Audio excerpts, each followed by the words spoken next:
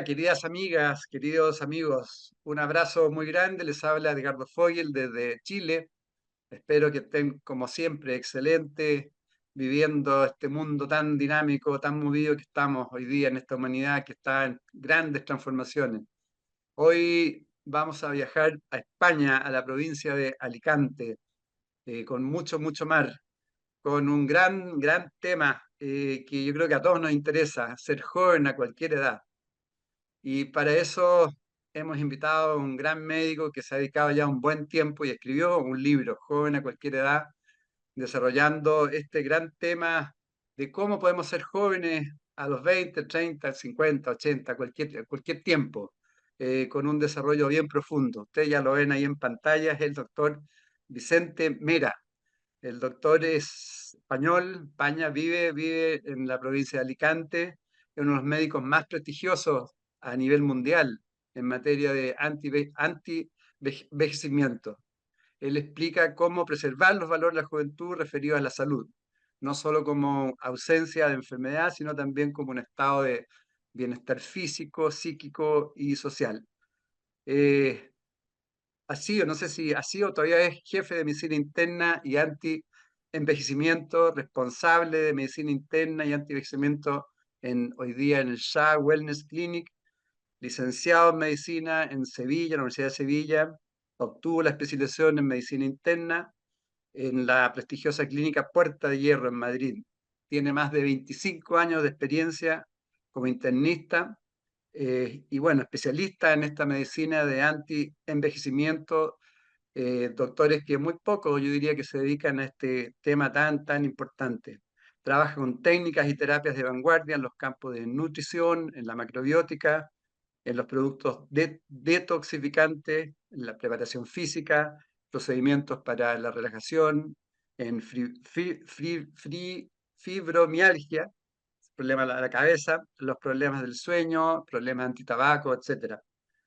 En el campo de la medicina regenerativa y del envejecimiento, Vicente ha incorporado nuevas áreas de conocimiento, tales como la terapéutica hormonal, bioidéntica, asesoramiento genético y genómico, evaluación telomérica y obtención de células madres mesenquimales y almacenamiento de las mismas para futuras aplicaciones prácticas. Hace poco recibió un gran premio en Europa que lo acredita como el mejor médico europeo en el campo de la medicina anti-aging. Así que es un placer, un gran honor por estar contigo, Vicente, y muchas gracias y bienvenido a Conversando en Positivo. Nada, el placer es mío y el honor también de conversar. Sé que tienes muchos oyentes y te ven en este canal mucha gente y estoy realmente honrado de poder compartir contigo esta charla. Muchas gracias. Bueno, gran tema. Yo diría que es uno de los grandes temas hoy día, ¿no? Estaba pensando en tu libro y profundizar en él, pero quizás partir, no sé, el tema del transhumanismo, que de una u otra forma como que trata, ¿no? De que seamos jóvenes permanentes. ¿Qué es digamos, el clave de la longevidad? ¿Qué es el envejecimiento en el fondo? Sí, correcto. El envejecimiento y el paso de los años se ha visto durante mucho tiempo como una rémora, como un problema y no realmente como lo que es un éxito. El problema es que no, si lo comparamos el cumplir años con el acumular capital o patrimonio, entonces nos daremos cuenta de que tendríamos que estar muy satisfechos de tener muchos años, pero lo que tendríamos que tener es una economía resuelta, una economía saneada y beneficio. Eso es de lo que se trata. Es decir, el estar joven es una cuestión que no tiene nada que ver con la edad propiamente dicha. De hecho, tenemos cuatro edades completamente distintas, que una es la que aparece en el registro, en el documento de identidad, que es una fecha que, por cierto, no debería ser discriminatoria. Cualquier discriminación es negativa, ya sea la edad, el sexo o cualquier otro tipo de cosas. Durante la época del COVID, recientemente, hemos pasado en España y en todo el mundo en general. Yo personalmente he vivido en algunos casos, pues la discriminación por edad, por ejemplo.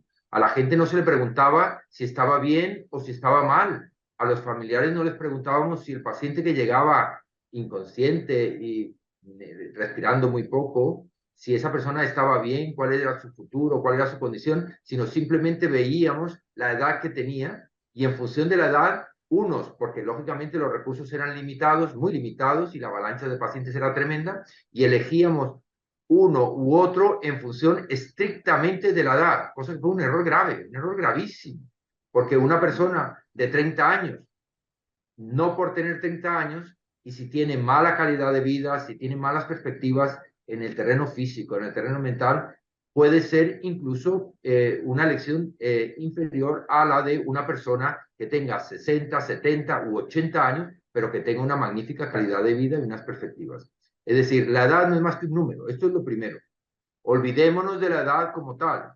Después viene la edad del aspecto físico. Esta edad a veces nos obsesiona y no tiene tampoco mucho interés, más allá del interés, digamos, de autoestima. Vivimos una época en la que lo joven es lo que realmente parece que es mejor, pero no es necesariamente, porque muchas veces es artificial y se pueden conseguir efectos sobre el aspecto simplemente estético de una forma muy fácil y artificial. Pueden ir desde el maquillaje hasta la cirugía. Yo he tenido algunos pacientes que me han dicho, doctor, tengo que encontrarme muy bien, tengo una boda y tengo que encontrarme estupendamente. Nos van a hacer unas fotografías que van a quedar toda la vida y yo quiero estar muy bien, por favor. Quíteme unos años de encima, quíteme unos kilos de encima. Casi siempre van las dos cosas juntas. Y entonces yo le digo, mire, vamos a hacer una cosa. Si realmente eso es lo único que le preocupa a usted, la fotografía, vamos a llamar a un experto en filtros de TikTok. Y verá usted cómo le ponen un filtro y usted no tiene que gastarse dinero, no tiene que hacer absolutamente nada y queda la fotografía perfecta para el resto de su vida. Pero claro, esto es una cosa totalmente artificial y puntual. No nos perdamos con el aspecto físico. Es importante, pero no es lo más importante. Después viene la edad que uno piensa que tiene, la edad subjetiva, es decir, la sensación de bienestar. Eso que estamos diciendo y que has dicho en la introducción, que es para mí fundamental, que hasta hace unos años los médicos, y todavía muchos siguen haciéndolo, equivocadamente en mi opinión, que la salud es simplemente la ausencia de enfermedad. De tal manera que una persona se presenta ante una consulta de un médico porque se encuentra angustiado, porque le molesta algo, que el médico no es capaz de identificar y entonces le pregunta, doctor, ¿qué tengo? Y le dice, yo no le encuentro a usted nada. Usted no tiene ninguna enfermedad. Váyase a su casa que usted no tiene nada.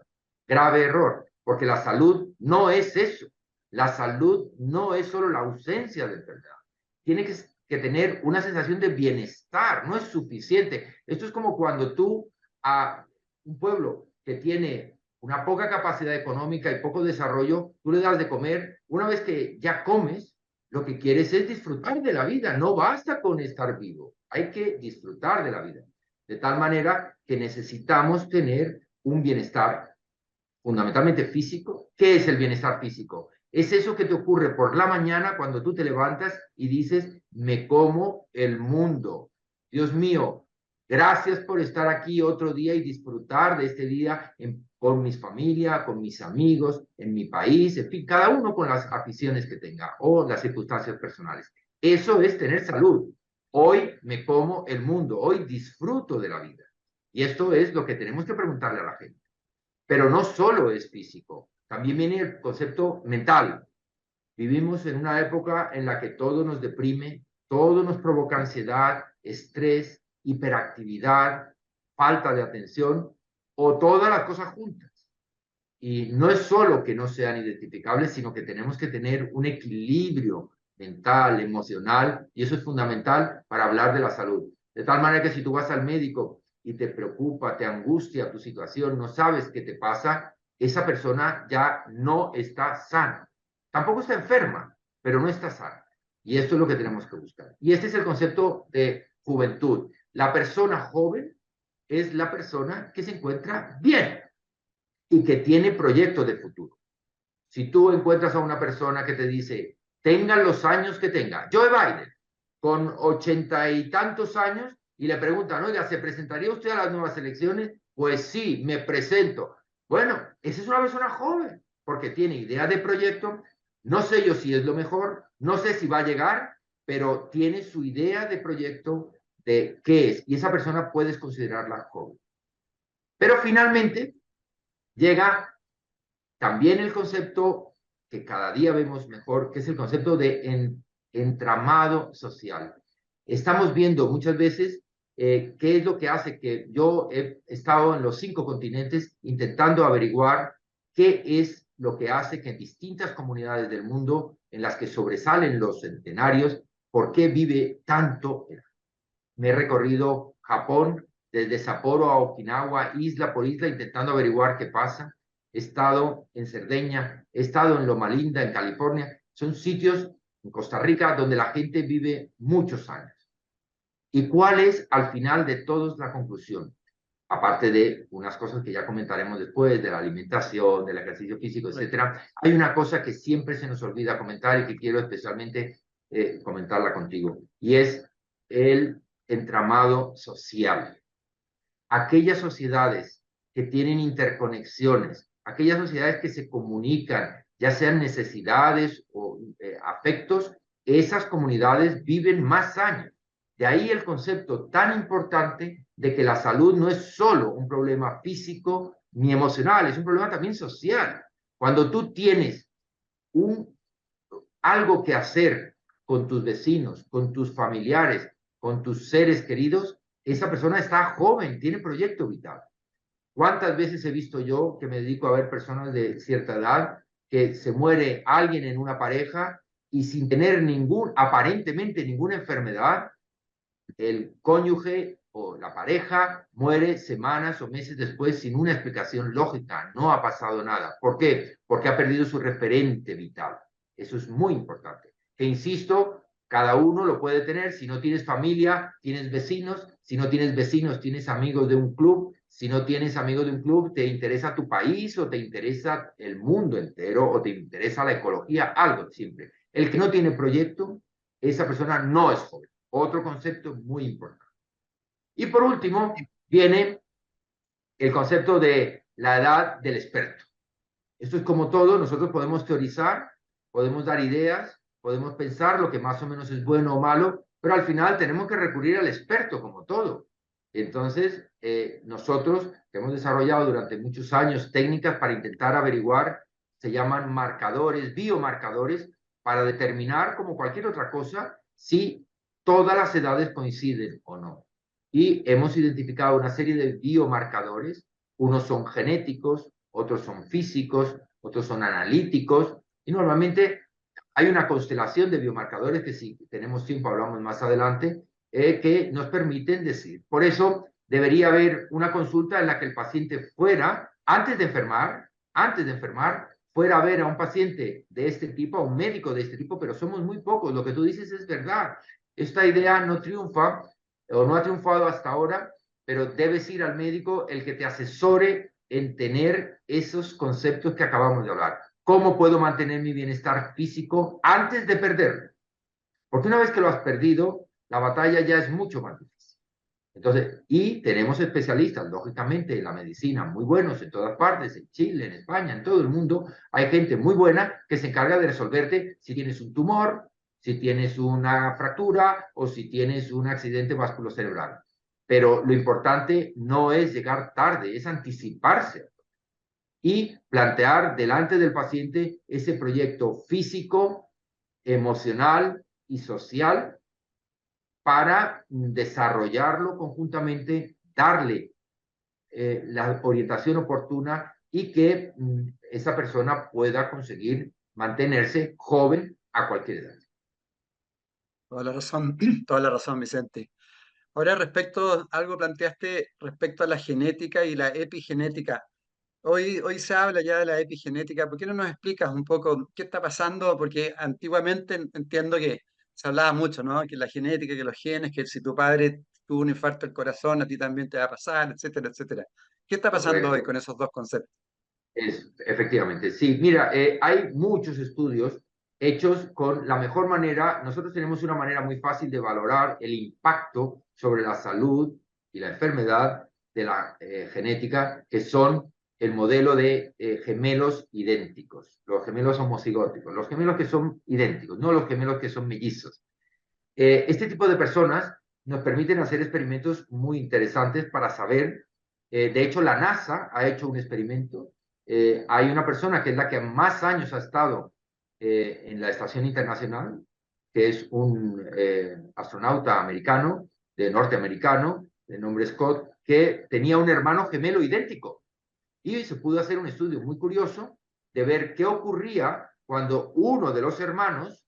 Recuerda que gemelo idéntico significa que tienes exactamente la misma dotación genética. Es decir, que si una persona, si la genética, vamos a ponernos en el lado extremo, si la genética fuera el 100% y todo estuviera determinado genéticamente, los dos hermanos, hicieran lo que hicieran, tendrían que acabar con una enfermedad determinada. Pero mira por dónde los gemelos idénticos, si tienen estilos de vida diferentes, entonces tienen envejecimientos diferentes. El peso de esto se ha reunido con decenas y centenares de gemelos en los que se estima cuál es la media esperada, por ejemplo, para el peso con los gemelos o la talla. Vamos a suponer la talla. La talla es un factor de desarrollo físico. Los pueblos, cuanto más desarrollados, mejor alimentados, más ejercicio físico, mejor sueño, son más altos. Esto ocurre en Europa, en los Países Bajos, en Noruega, etcétera, que son países que no te falta, al niño no le falta una sola vitamina, no le falta absolutamente nada y tiene un sueldo mínimo de 5.000 euros al mes. Con eso ya me dirás tú si puede vivir bien o no. Pues estas personas que tienen todo, absolutamente todo, tendrían un impacto que no supera un tercio. Lo que hemos calculado es que un tercio es la genética. Es decir, llega un momento en el que a pesar de que tú vivas muy bien y lo hagas todo perfecto, la genética no te deja hacer determinadas cosas. ¿Cuál es ese punto? Pues la muerte. Hoy en día, la muerte. La muerte la tenemos predestinada genéticamente y tenemos un reloj biológico que es imparable actualmente. Se está investigando en cómo moderar, a retrasar y, digamos, evitar que vaya tan deprisa el reloj genético. En definitiva, un tercio se debe a la genética y 2/3 al estilo de vida. Esto es lo que se llama el impacto de la genética. Si te das cuenta, en tu cuenta de resultados, si tú tuvieras una herencia, imagínate que tienes 2 hermanos o 3 hermanos y tú recibes una herencia a partes iguales. Eso sería la genética. Y tú analizas 10 años más tarde qué pasa con el capital de cada uno de estos 3 hermanos. Tú tendrás algún ejemplo en tu familia, algún conocido, alguna persona pública en la que se ve que un hermano ha mantenido el capital a lo largo de los años, otro hermano lo ha multiplicado y se ha hecho un gran empresario y ha mejorado muchísimo, y otro desafortunadamente se lo ha gastado. Pero siempre le queda algo que es el pasado. Entonces, el efecto, repito, de la genética es solo un tercio, y el efecto de las inversiones y que te hacen multiplicar o disminuir, tú que eres economista, disminuir o aumentar tu capital, va a estar determinado por las inversiones, el tipo de inversiones y la asesoría que tú hayas recibido a lo largo de tu vida. Entonces, qué importante es asesorarte bien. Hay que preguntar, ¿qué tengo que hacer para mejorar mi capital de vida? ¿Qué es la epigenética?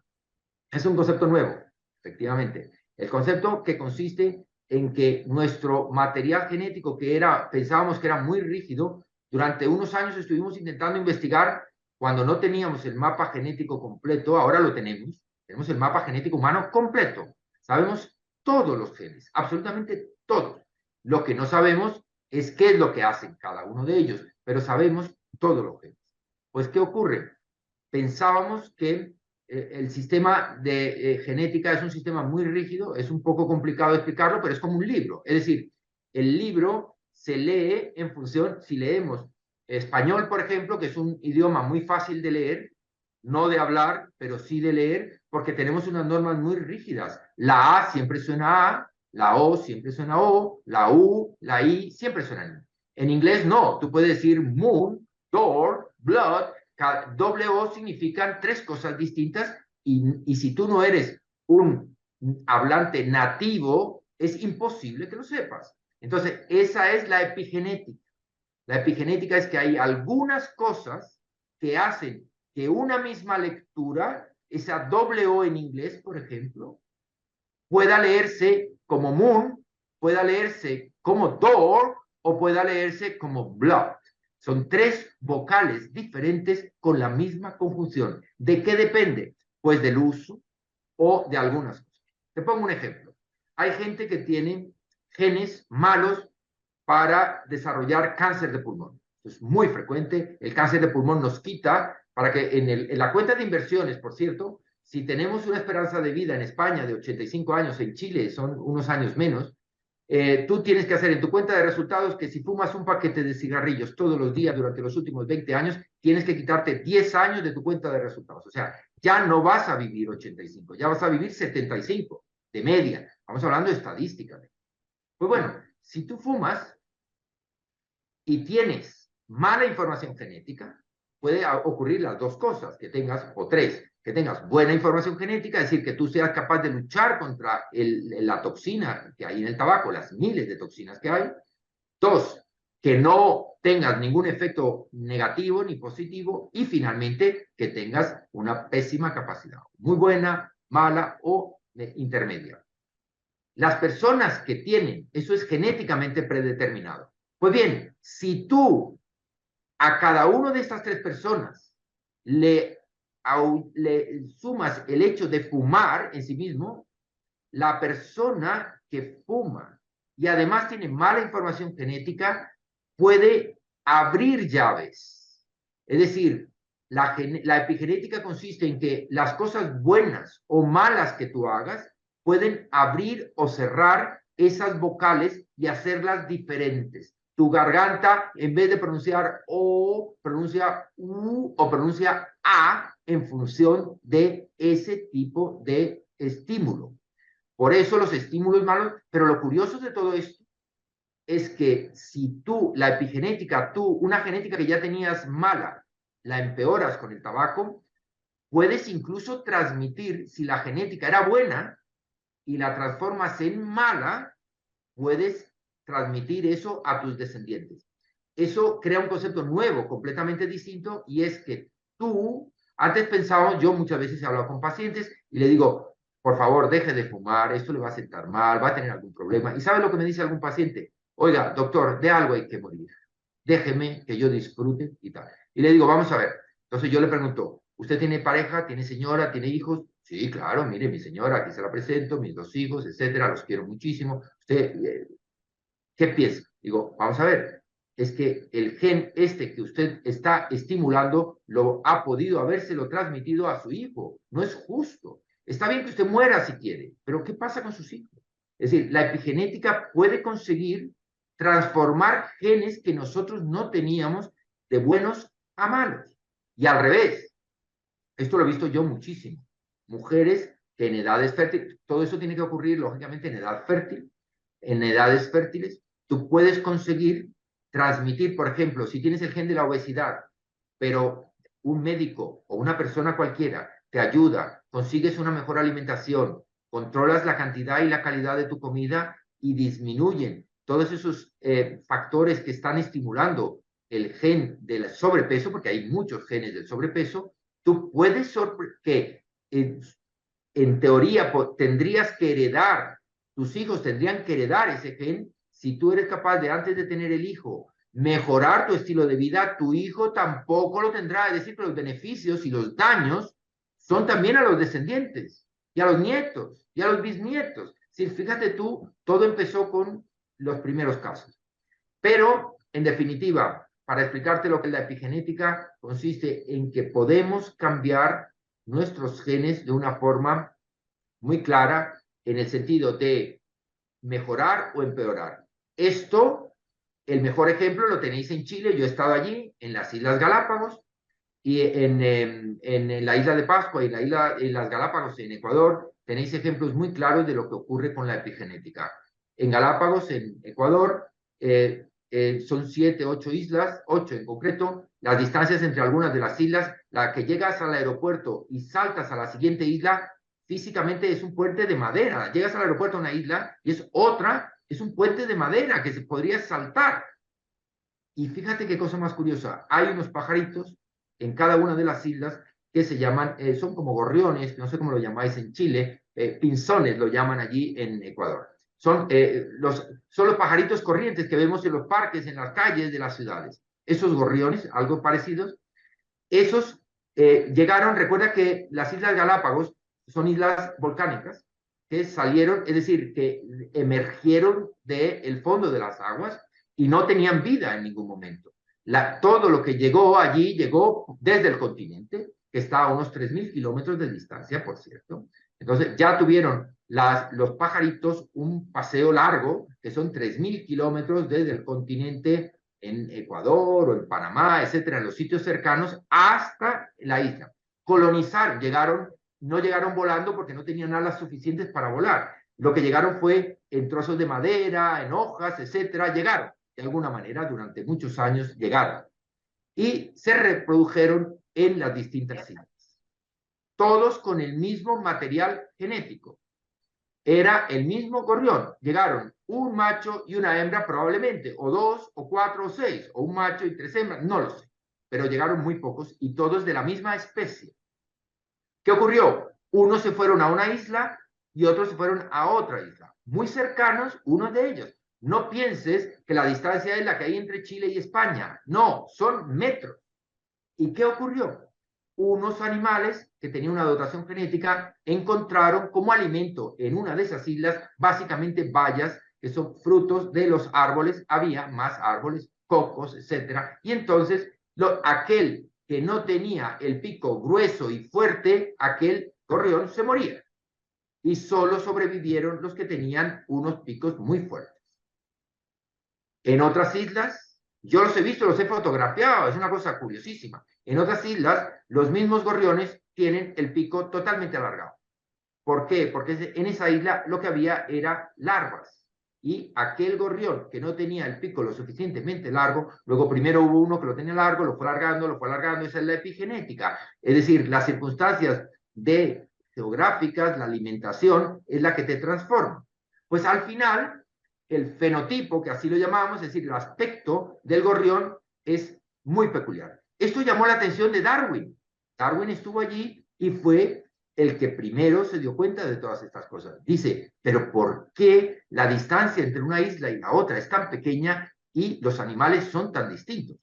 Y se le ocurre a Darwin mezclar a los dos grupos de animales. Esto solo lo puede hacer una persona, pues, con mucha visión de futuro. Es decir, ¿qué puede pasar si yo cojo un gorrión o un pinzón de pico corto y lo pongo con un gorrión de pico largo? Pues lo mezcló y salieron gorriones de pico mediano. Hasta ahí todo el mundo hubiera dicho, esto es lógico porque lo vemos, pues el mestizaje normal, igual que en muchos otros animales, en los seres humanos, etc. Y cualquier persona media hubiera parado el experimento, hubiera dado por sentado que sí, que lógicamente que la comida era el responsable de todo eso.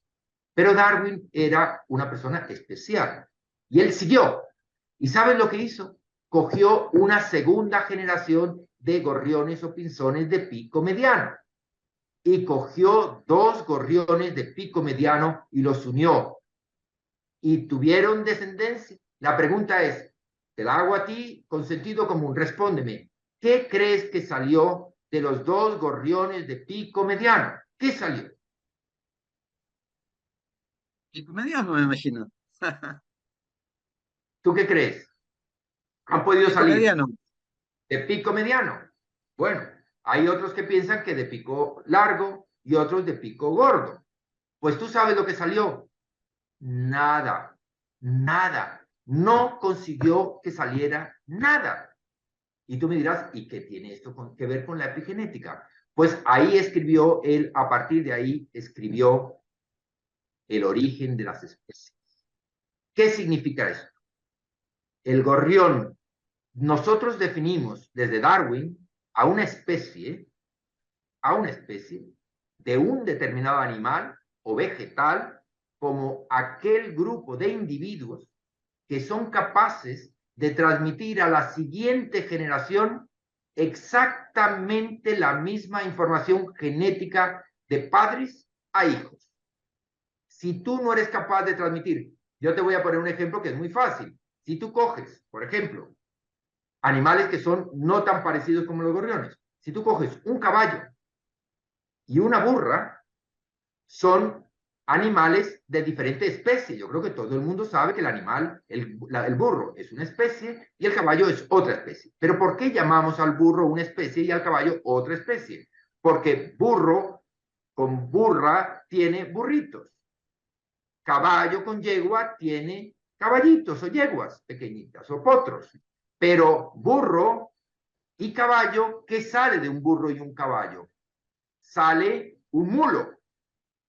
Pero después del mulo, mulo y mulo, ¿qué sale? Nada, son estériles, es imposible. Entonces, esa es la conclusión. Mulo, el burro y el caballo son dos especies distintas porque son incapaces de transmitir sus genes entre sí. ¿Qué significa todo esto? Vamos al ejemplo de Galápagos. ¿Qué fue lo que hizo que, es decir, recuerda que Darwin no consiguió que el pico mediano se uniera con el pico grande? ¿Por qué? Porque eran especies diferentes. Lo único que cuesta trabajo de entender es que los gorriones son idénticos y solo tienen una diferencia en el pico. Cuando yo te digo que qué pasaría entre un elefante y una jirafa, tú me dices, bueno, ¿esto a quién se le ocurre? Esto es imposible. Nada, porque son dos especies distintas. Pero Darwin fue capaz de verlo con especies prácticamente idénticas. Y incluso tú, que ahora te acabo de hacer la pregunta, no acabaste de comprender exactamente que eran dos especies distintas, que yo te quería llevar a dos especies distintas. Ahí se originan las especies. ¿Y qué fue lo que originó que hubiera una especie de gorrión y otra especie de gorrión? Dime, ¿qué fue lo que ha sucedido? La comida. Entonces, esto significa que si tú comes sano, acabarás teniendo descendencia sana y llegará un momento en que la gente que come bien y la gente que come mal, siendo todo gente, llegará un momento en que seremos diferentes especies. Esto va a ocurrir no sé en cuántos millones de años, pero llegará un momento en que la gente que come basura acabará teniendo una especie diferente y la gente que come sano acabará siendo diferente. Este es el gran concepto de la epigenética. Es decir, no basta con tener buena genética, tienes que alimentar esa genética. Y yo te pongo el ejemplo de la comida, pero hay siete pilares que son Bueno, los que determinan esa salud. Y si quieres buenísimo. entramos en ellos, los siete Sí, pilares. perfecto, La perfecto. genética es, ya te digo, un tercio y dos tercios son la epigenética, que son los otros factores del estilo de vida, que incluyen, uno, la alimentación como el más importante. Desde Darwin sabemos que la alimentación es el elemento más importante capaz de crear enfermedades y capaz de liberarnos de enfermedades. Todos los días salen estudios de cómo una buena alimentación, por ejemplo, eliminando el gluten, puede ser útil para enfermedades celíacas, para autismos, para etcétera. No quiero aburrir con cosas técnicas, pero hay muchas enfermedades que se pueden corregir simplemente con una buena alimentación. El colesterol, un infarto de miocardio se puede corregir con una buena, incluso teniendo mala genética. Después viene, entonces, la alimentación tenemos que cuidarla en cantidad y en calidad, fuera que no es solo la calidad de la comida.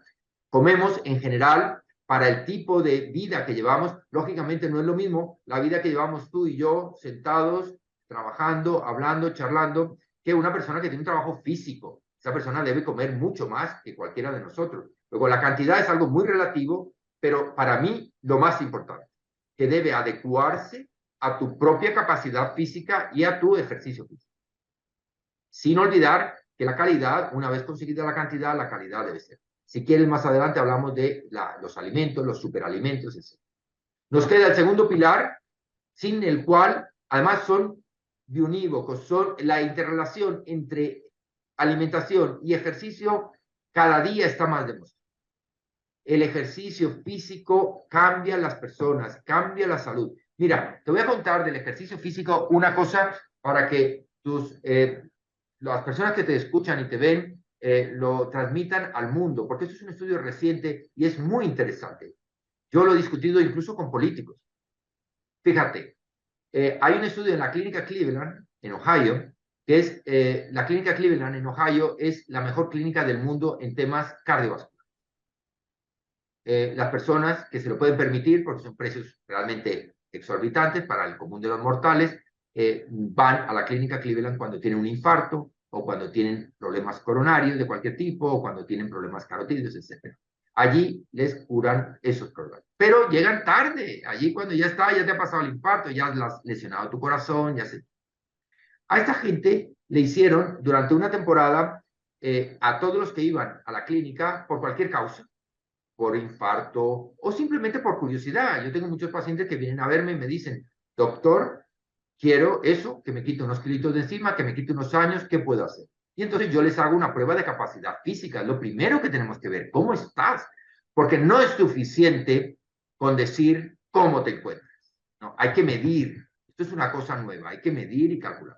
Entonces le hacen allí en la clínica Cleveland, le hicieron una prueba muy sencilla que se puede hacer en casa, en un campo de fútbol o en un gimnasio, si tienes un gimnasio. Un campo de fútbol, escoger un campo de fútbol y darle pues unas vueltas durante 12 minutos. Esto es lo que se llama el test de Cooper. No sé si has oído hablar del test de Cooper, es un test muy Sí, conocido sí, que sí. son un militar americano para los reclutas, para identificar el estado físico, y se ha visto que es muy, muy representativo. Esto se le puede hacer a cualquier persona. Allí le hacían el test de Cooper, que consiste en caminar en una cinta de estas rodantes, un tapiz rodante, durante 12 minutos y Mm. ver cuál es el número de metros que es capaz de hacer. Y en función de eso, pues dividen a la gente en 5 grandes grupos. Un grupo de sedentarios, que son los que tienen peores resultados, es decir, que son capaces de andar 1000 metros como mucho en esos 12 minutos, porque se ahogan, no pueden seguir. El grupo de sedentarios, que serían aquellas personas que están todo el día delante de un ordenador, que no son capaces de hacer ningún tipo de ejercicio, o mujeres que están viendo la televisión, las telenovelas, etcétera, tricotando, tejiendo, haciendo cualquier cosa. Después viene un segundo grupo, o vamos a poner el quinto grupo, que es el grupo de gente profesional, son los profesionales del deporte, vamos a llamar profesionales del maratón, futbolistas, etcétera, gente que está entrenando constantemente 5, 6, 7 horas al día. Esas personas también fueron a la clínica Cleveland y les hicieron su prueba. Bueno, pues separaron estos grupos entre el grupo sedentario de no ejercicio y el grupo profesional. Y entre esos 5 grupos encontraron otros 3 grupos intermedios, lógicamente, de ejercicio moderado. Llamando por ejercicio moderado, pues los que salen a pasear unos 10.000 metros o 10.000 pasos todos los días, en los que son capaces de dar un paseo con un perro de media hora por la mañana y media hora por la tarde, o son capaces de subir escaleras, de dejar el coche, el vehículo, dejarlo lejos y caminar en vez de ir directamente, etcétera, etcétera. Un ejercicio moderado sería el segundo grupo. Después, pues terceros igual. No quiero perderme en esto, sino simplemente quiero llamar la atención de los 3 únicos grupos que a mí me interesan. Uno es el grupo sedentario, el grupo de mínimo esfuerzo y el grupo elite. ¿Qué ocurrió? Siguieron a todas estas personas durante 10 años en la mejor clínica del mundo, o sea que es una información veraz, esto hay que creérselo. 10 años más tarde, estimaron la probabilidad de sobrevivir de cada uno de estos 3 grupos, o 5 grupos. Y se encontraron una cosa sorprendente. La diferencia entre el grupo elite, es decir, los profesionales del deporte, y la de los que no hacían ejercicio, es aproximadamente del 20%. Tú eres de matemáticas y lo entiendes perfectamente, pero para los que no sean matemáticos, les explico que sería rodearse de 4 amigos, y elegirlos, ponerlos en orden del que hace más ejercicio y el que hace menos ejercicio. 4 amigos, y tú somos 5. 5 amigos. El que haga menos ejercicio será el que después de 10 años va a estar muerto. 1 de cada 5 es el 20%. Es decir, el riesgo es tremendo, pero no tienes que hacer el ejercicio de un profesional. La diferencia entre el profesional Y el que hace un poquito de ejercicio, ¿sabe cuál es? 3, 4 puntos. Es decir, que el pasar del ejercicio moderado al ejercicio intenso te proporciona unos rendimientos mínimos, no compensa. Y sin embargo, hacer un poquito de ejercicio te da unos rendimientos extraordinarios de hasta el 20%. Esto es algo que no lo sabemos. Yo, mire, le he explicado a algún político que, lógicamente, los recursos son siempre limitados. Y muchas veces, pues los políticos tienen sus propios intereses personales y sus propios amigos para repartir el dinero que les dan esos distintos ministerios. Pero bueno, algo tendrán que dar para los demás. Y digo, vamos a ver, si tú tuvieras que ver ese dinero, cómo repercute en la salud de tus ciudadanos, ¿por qué no hacemos un estudio? Yo le pongo el estudio sobre la mesa y le comparo, por ejemplo, el ejercicio. Con que tú promuevas el ejercicio en los individuos, vas a conseguir que 1 de cada 5 de los que se mueren sobreviva. 1 de cada 5. Vamos a poner en el mismo estudio de Cleveland, se estudiaron, lógicamente, aprovechando que tenían, estoy hablando de 110,000 personas, 110,000, no fueron 3, 110,000. Y de esas 110,000 personas, algunas eran diabéticas, algunas tenían el colesterol alto y algunas tenían la tensión. 3 de las grandes preocupaciones de los médicos hoy en día. Los médicos y los pacientes nos obsesionamos con el colesterol, nos obsesionamos con la tensión, nos obsesionamos con la diabetes. Y estamos todo el día con el médico, doctor, que tengo diabetes, doctor, que no prevéngame la diabetes, sino cúremela, póngame insulina, deme una pastilla. ¿Qué puedo hacer para el colesterol? No te dicen, deme una dieta buena, no, sino dicen, deme una pastilla que me quite esto y que yo pueda seguir comiendo lo que como. Eso es lo habitual. No sé en Chile, pero en España es eso, ¿no? Entonces, ¿qué ocurre? Cuando estudias en el estudio de Cleveland, miras grupo por grupo en el estudio de Cleveland, te das cuenta de que el grupo de hipertensos, comparado con el de no hipertensos, ¿sabes lo que consigue a los 10 años de supervivencia cuando tú a ese grupo de hipertensos le quitas la hipertensión? Consigues 10 puntos. 10 puntos. Sin embargo, con el ejercicio, ¿cuánto era? 20 puntos. ¿Qué significa? Que hacer un pequeño paseo todos los días, sacar el perro, subir escaleras, no coger el coche mucho, es el doble de eficaz que tomarse una pastilla todos los días para controlar. Y si vamos al político, ¿qué significa esto?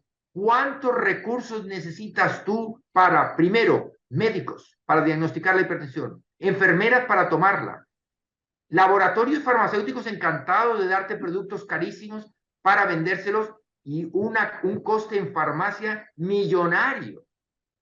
Y sin embargo, ¿cuánto te cuesta hacer un campo de fútbol? Hacer un sitio, un paseo en las ciudades para que la gente coja una bicicleta y pueda caminar. Hacer los sitios más accesibles para que la gente pueda ir caminando por las calles. ¿Cuánto cuesta eso? Pues bastante menos, bastante menos. Y con unos resultados el doble. No quiero aburrirte con más datos, pero cuando lo haces con el colesterol, consigues otros 10 puntos. Es decir, que una persona que tenga colesterol y tensión alta todavía sigue perdiendo y es más fácil que haga ejercicio a que se dedique con el colesterol, lo mismo. Doctores, enfermeras, laboratorios para hacerte los análisis periódicamente. Eso vale muchísimo dinero para un país. Eso son millones y millones. No digo que sean inútiles, pero que se podían invertir en prevención de otros problemas, como el ejercicio. Y podíamos estar todo el día hablando de esto.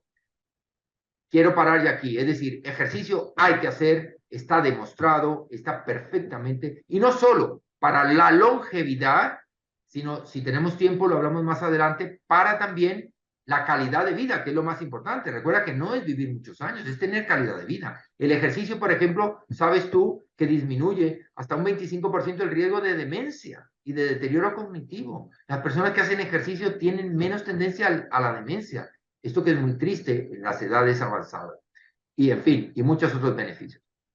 Después tenemos otro problema que es la gestión de las emociones. El estrés es el gran problema de nuestro mundo. Y esto yo lo pongo siempre en el centro porque es el punto, digamos, el vínculo entre el ejercicio y la alimentación es el estrés, la gestión de las emociones, cómo gestionamos nuestro día a día. Cuando lo hacemos de una manera, si tú estás estresado por tu trabajo, tú no tienes ganas de hacer ejercicio, no tienes tiempo y además comes para, lógicamente, darte alguna satisfacción. Claro.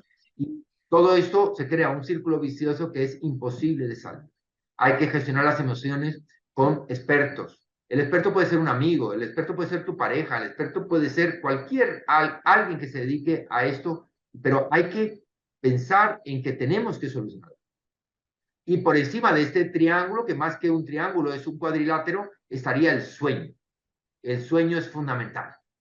El sueño cada vez con las ofertas que tenemos. Nosotros mismos estamos ahora mismo probablemente influyendo negativamente en el sueño, porque la gente tiene tal oferta y tal hambre de conocimiento y de esparcimiento, de ocio, etcétera, que la gente, como los días, desgraciadamente, siguen siendo igual de largos, tenemos que robarle tiempo al sueño. Y entonces, esto es una de las cosas que tenemos que trabajar, el sueño en calidad y cantidad, aprender que hay que dormir, que no por hacer más cosas rendimos más. El rendimiento viene, a veces es mejor descansar una hora más y trabajar una hora menos, pero trabajar con mayor rendimiento. Estas cuatro cosas, si las unes a los dos otros elementos que serían las patas de ese cuadrilátero, tendrías, por una parte, el sistema depurativo, es decir, todo lo que son el equilibrio entre toxinas y tu capacidad hepática, renal, intestinal para depurarlas. Pero aquí es un equilibrio claro entre lo que tú le introduces al cuerpo de forma consciente, tabaco, alcohol, drogas, legales o ilegales, todo ese tipo de cosas, pero también hay muchas toxinas inconscientemente introducidas en el organismo, llámese pesticidas, polucionantes, etcétera, etcétera, etcétera. Es decir, no basta con decir, no, yo tengo, a mí muchos pacientes me dicen, mire, yo no fumo, no bebo, no consumo drogas. Digo, ¿y dónde vive? En Madrid. Bueno, pues ya sabemos lo que pasa. Allí en invierno se crea un hongo sobre la ciudad porque es un valle, está rodeado y no tenemos, y eso puede ser suficiente para crearte un cáncer, enfermedades pulmonares, etcétera. Entonces, no basta solo con no tenerla, sino que hay que, digamos, dar sustancias para ayudar a esa limpieza. No digamos ya los alimentos, todos los aditivos, conservantes, colorantes. Yo he hecho muchos estudios sobre colorantes, aditivos, acidulantes. Bueno, es enorme, ingente la cantidad de sustancias tóxicas que desconocemos. Entre otras cosas porque la industria se encarga de hacerlo. Mira, a ti, por ejemplo, te gusta la mozzarella. ¿Te gusta? Sí, sí, algo, sí. Si yo te pusiera ahora mismo delante una mozzarella, una blanca y una amarilla, ¿tú cuál de las dos comerías? ¿Cuál prefieres, la blanca o la más amarilla? Más amarilla. La más amarilla. Bueno, tú te salvarías, pero la mayoría de la gente coge la blanca. Lo blanco siempre gusta más. Entonces, la mozzarella es por naturaleza amarilla, pero la industria se ha empeñado en que la gente no la compra porque piensa que está mal, porque está muy amarilla. Y lo amarillo parece mohoso, parece que no está bueno y la gente no la compra. Pero tú vas, la blanqueas, la pones como si fuera cal sobre una pared y entonces la gente dice, wow, qué mozzarella, esto es una maravilla. Y va y la compra amarilla. Y después te pone en el pequeño etiquetado, te pone en letra muy pequeña, te dice, blanqueada con el colorante E171. Y tú, que no eres un experto, lógicamente encoges los hombros y dices, esto no será tan malo desde que se pone tan bonita la mozzarella. Y entonces vas y te comes la mozzarella. Pero yo te invito a que mires en Google lo que es el colorante E171. El colorante E71 es titanio, dióxido de titanio. Son unas nanopartículas cancerígenas, bueno, con demostrada capacidad cancerígena, que ya las han retirado en Francia, por cierto, no en Italia, no en España todavía, no en Chile seguramente, y entonces la gente sigue tomando porque, claro, si yo te dijera a ti, mozzarella en mi anuncio, dijera mozzarella deliciosamente blanqueada con dióxido de titanio, tú dirías, wow, no es para Sí. mí. Yo creo que no, pero te ponen el E171 y claro, tú caes en la trampa. De la misma manera que caes en la trampa con las manzanas, esto en cualquier tienda de abastos, se sabe que la gente se va directa a la manzana verde, preciosa, casi de plástico, sin ninguna impureza, que son las Mm. manzanas, lógicamente, tratadas con pesticidas, con sustancias colorantes, etcétera, que después vas y tú te... Este es el grupo de toxinas que tenemos que evitar, bien desde la prevención y desde la divulgación y el conocimiento de saber lo que estamos comiendo y, por supuesto, con aprovechando nuestra capacidad de curar. Y por último, y ya termino con esta exposición tan larga, perdóname, pero quería un poco centrar las bases. Sí. La última pata sería, por supuesto, la microbiota.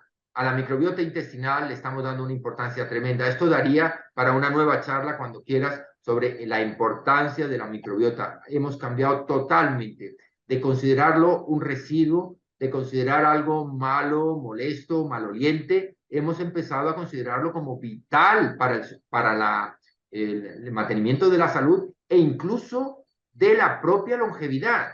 Hay estudios que determinan, yo se los hago a muchos pacientes, de determinadas cepas de bacterias, entre ellas una que ya debe sonarte el nombre de la Akkermansia, es una bacteria muy interesante, que es la que produce el moco intestinal, y hemos visto que las personas que ahora mismo hay mucha gente que tiene muy poca cantidad de Akkermansia en el intestino, y los que tienen poca cantidad de Akkermansia en el intestino tienen mayores problemas de salud y, por supuesto, una longevidad menor. Estos serían, pues, los 6 pilares y conforme van pasando los años, tenemos que adaptar otro que es el tema hormonal.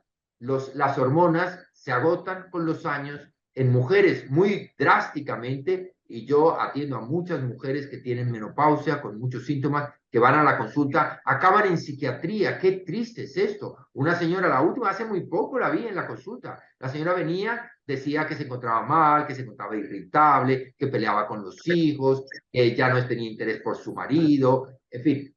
Y había ido al médico, el médico le ha dicho, bueno, ¿qué te pasa? ¿Te duele algo? Y dice, no, a mí no me duele nada, simplemente que me peleo con mi marido, que me peleo con los hijos. Y bueno, y usted dice, ¿a qué viene usted aquí? ¿A qué viene al médico? Usted está sana, váyase a su casa. Y la señora, bueno, de médico en médico, primero un esto, el otro, su médico general, tal, y al final acaba, como muchos, en mi consulta. Y resulta que lo que tenía la señora era una menopausia bastante más precoz de lo que esperaríamos por los años. Normalmente si tiene 50, 55 años es fácil de entender, pero la señora había acabado en una consulta psiquiátrica y estaba el psiquiatra dándole tratamiento antidepresivo y ansiolítico para un problema que era orgánico y que era exclusivamente hormonal. Con una pequeña sustitución hormonal, la señora cambió totalmente su vida, reaparecieron, la juventud volvió otra vez a su cuerpo y la señora pues está encantada de la vida y esto, pero las hormonas normalmente la gente joven y en la gente, digamos, madura, no tienen demasiados problemas, hay problemas específicos con tiroides, etcétera, pero sí quiero dejar claro que a partir de los 55 años, 40, 50, 55 años, hay que prestar mucha atención a las hormonas sexuales, a las hormonas tiroideas, a la hormona de crecimiento, a la melatonina, etcétera, etcétera. Ahí tienes tú una visión, he intentado ser lo más simplificador posible de lo que es la salud y lo que estamos haciendo.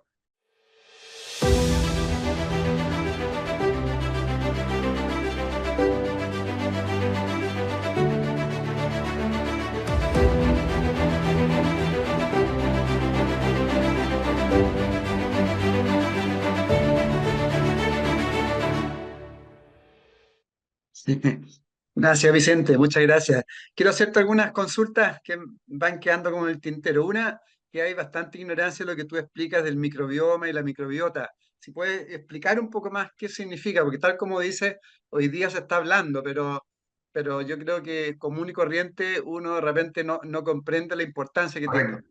Te explico, mira, esto hace unos años lo llamábamos sencillamente flora intestinal y se entendía muy bien que eran. Nosotros, producto de la fermentación, tenemos bacterias en el organismo. Tú coge un filete de pescado, déjalo unos días fuera o unas horas y verás tú cómo fermenta aquello y empieza a producir bacterias, lógicamente porque están las bacterias llenas.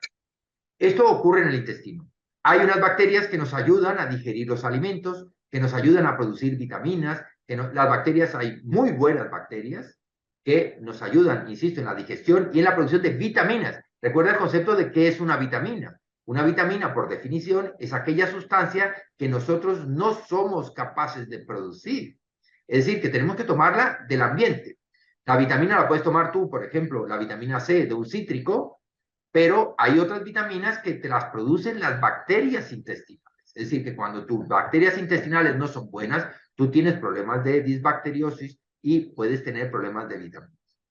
Eso lo llamábamos antes flora intestinal, buena, mala, etc. Ahora hemos complicado un poco las cosas, no tiene mucho sentido, pero te hablo de la terminología moderna.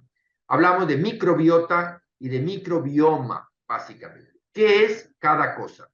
Microbiota, para entendernos, sería, si nos vamos al Serengeti, por ejemplo, en África, en aquel parque, la microbiota sería lo que todo el mundo conoce: elefantes, gacelas, leones, hienas. Esa es la microbiota, es decir, los animales, los animales.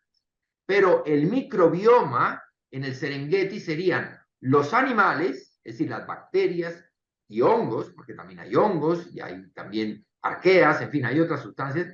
Sería incluir en el mismo concepto a todo, incluso al tubo intestinal. Es decir, el microbioma hace referencia al el ecosistema. Es decir, cuando tú hablas en términos, es un término que se usa más, el ecosistema, tú el ecosistema lo puedes hacer equiparable a microbioma. Ecosistema incluye los animales, los vegetales y el territorio geográfico. Ese es el microbioma. Es decir, el tubo digestivo sería el área, las células intestinales serían parte de la vegetación y toda la sustancia que hay dentro, y dentro el microbioma, la microbiota serían aquellos seres vivos específicos que unos buenos y otros malos, con unas funciones buenas o malas, están en un equilibrio inestable. El mismo equilibrio que hay entre leones y gacelas. Tú en África matas los leones porque piensas que son malos y te crecen las gacelas. Y las gacelas se comen toda la hierba. Y si se comieran toda la hierba las gacelas y los leones no limitaran el número de gacelas, pues el ecosistema se hundiría. Esto es lo que pasa en el intestino. Si tiene que haber un equilibrio intestinal. Cosas que alteran el equilibrio intestinal. Muchas. Primero, el tipo de comida que tú le des. Si tú le das una mala alimentación a tu tubo digestivo, puedes alterar ese microbioma completamente.